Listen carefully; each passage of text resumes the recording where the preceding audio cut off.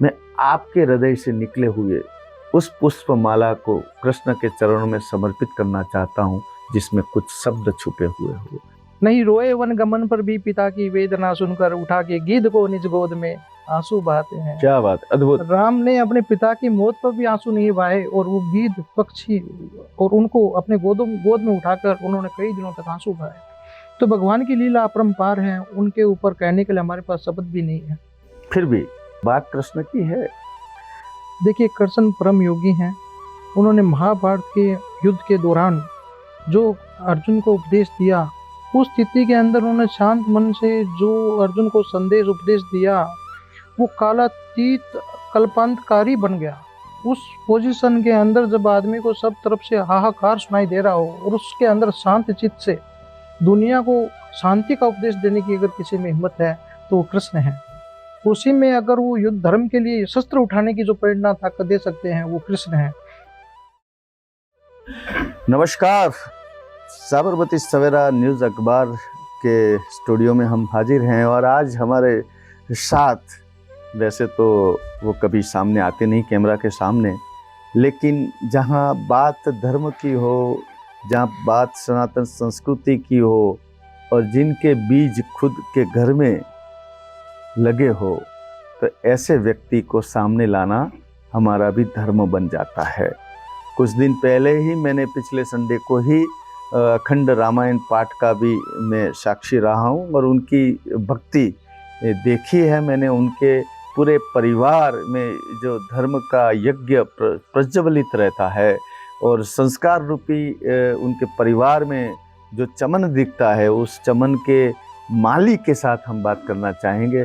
मुकेश अग्रवाल जी आज मेरे बीच में हैं।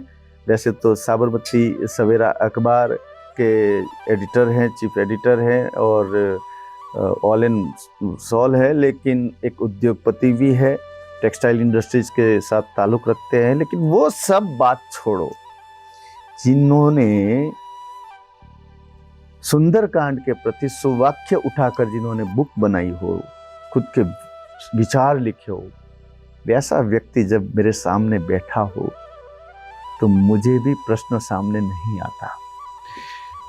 तो बात राम की करो या कृष्ण की, विश्वास दिखता है, कर्म दिखता है और ऐसे कर्म पुरुष मुकेश अग्रवाल जी, आपका बहुत स्वागत है। रथ यात्रा आ रही है। कृष्ण जगन्नाथ मेरे गुरु, आपके गुरु, अपने इष्ट, परिवार के इष्ट जब अपने द्वार पे आ रहे हैं, आपके परिवार में उत्साह है। आज आपके स्टूडियो में भी रथ यात्रा के संदर्भ में बहुत सारी डिबेट चर्चा हुई। मैं आपके हृदय से निकले हुए उस पुष्पमाला को कृष्ण के चरणों में समर्पित करना चाहता हूँ जिसमें कुछ शब्द छुपे हुए हो। तो वैसी शब्दमाला की अपेक्षा रखता हूँ। और कृष्ण के लिए आपकी क्या सोच, आपका क्या विचार? भाव का भूखा हूँ मैं, भाव ही बस सार है, भाव से मुझको भजे तो भव से बेड़ा पार है। यही सभी संत कहते हैं, यही सभी ग्रंथ गाते हैं, न जाने कौन से गुण पर दयानिधि रीझ जाते हैं। नहीं स्वीकार करते हैं निमंत्रण नृप दुर्योधन का, विदुर के घर पहुंच करके भोग छिलकों का लगाते हैं। क्या बात है। उस कृष्ण की हम क्या बात करें, उनको क्या पसंद आता है क्या नहीं पसंद आता, वो हमारी कल्पना से भी परे है। जगन्नाथ भगवान रथ यात्रा के दिन अपने मंदिर से, अपने ऐशो आराम से बाहर निकलकर एक गरीब आदमी को समाज के लास्ट तबके के व्यक्ति तक पहुंचने के लिए खुद रथ पर सवार होकर हर घड़ी घर के आगे से गुजरते हैं, लोगों को अपना दर्शन देने के लिए जाते हैं। अपने भक्तों के प्रति प्रेम ही है।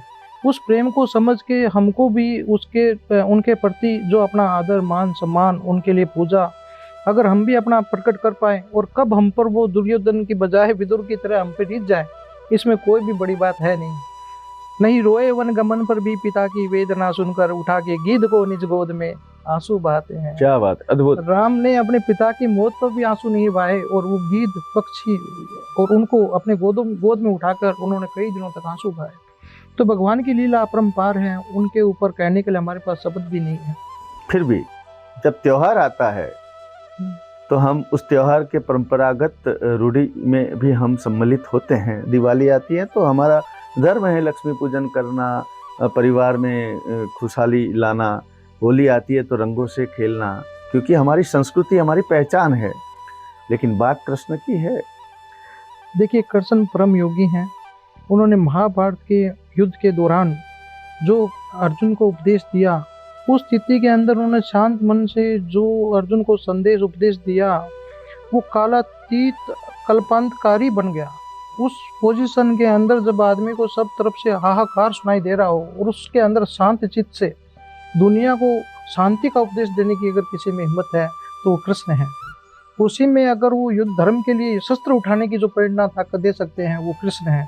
कृष्ण 16 कलाओं के साथ जन्मे हैं। भगवान के किसी भी अवतार के पास में 16 कलाएं नहीं थी। तो कृष्ण की तो जितनी भी बातें करी जाए उतनी ही कम है। सबसे जल्दी हमको इस संसार में भौतिक युग में आज हमारे जो सबसे नजदीक हैं वो कृष्ण है। जी, कहा जाता है कि भगवान श्री कृष्ण शांतिपनी आश्रम में गए और 16 कला का अभ्यास किया। अभ्यास पूर्ण होने के बाद सांदीपनि जी, कृष्ण भगवान सांदीपनि जी को पूछते हैं कि मैं क्या गुरु दक्षिणा दूं।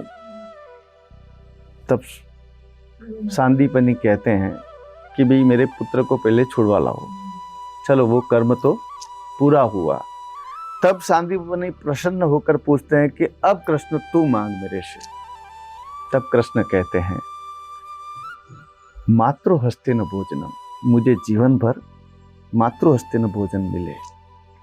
तो आज जब हमारे घर में कोई भी स्त्री नारी जब रसोई बनाती हो तो वो हमारी माता होती है। ये हमारा धर्म कहता है। चाहे काम वाली रसोई बनाए तो भी उसमें अन्नपूर्णा दिखना चाहिए, माता दिखनी चाहिए। जब ये सोच के साथ जब वो रसोई बनती है ना, उसी को प्रसाद कहा जाता है। और कृष्ण भी वही चाहता था कि जो माँ का हाथ का रसोई का जो बनता प्रसाद था वैसा जीवन भर मिले। ऐसा गुरु से भिक्षा मांगने वाला कृष्ण था। ये कुछ नई सोच, नए विचार अगले क्रम में हम प्रस्तुत करते रहेंगे।